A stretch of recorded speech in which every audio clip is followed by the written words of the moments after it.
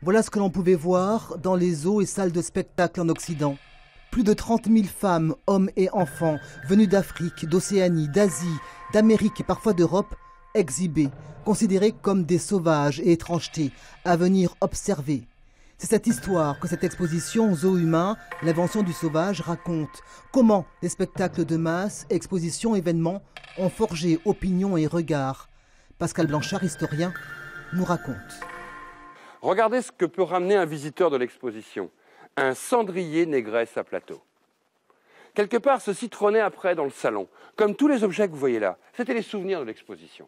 C'est-à-dire qu'après l'expo, on avait acheté la carte postale, on l'envoyait au grand-oncle ou au grand-frère en disant « j'ai vu le sauvage ».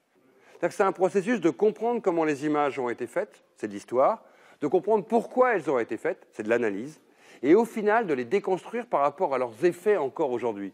Pourquoi des hommes et des femmes dans un stade de foot peuvent crier des cris de singe ou jeter des bananes à des joueurs noirs? C'est de la culture au final. Quelque part, ils ont ce regard en eux. Et ce regard, ils ne sont pas nés avec. Derrière, il y a toute une histoire. Une histoire de représentation, de construction qui, au final, a légitimé discours racistes et démarches colonialistes. Une exposition majeure, présentée pour la première fois aux Antilles, qui donne du sens au non-sens. C'est le début d'une thérapie, effectivement, puisque nous estimons qu'aujourd'hui, il s'agit de montrer, de faire en sorte que tout le monde comprenne ce qui s'est passé pour ensuite mieux faire société ensemble. Comprendre, le maître mot, revenir sur une partie de ce passé et regard qu'il convient de déconstruire. Zoo humain, l'invention du sauvage, au Mémorial Act jusqu'au 30 décembre 2018.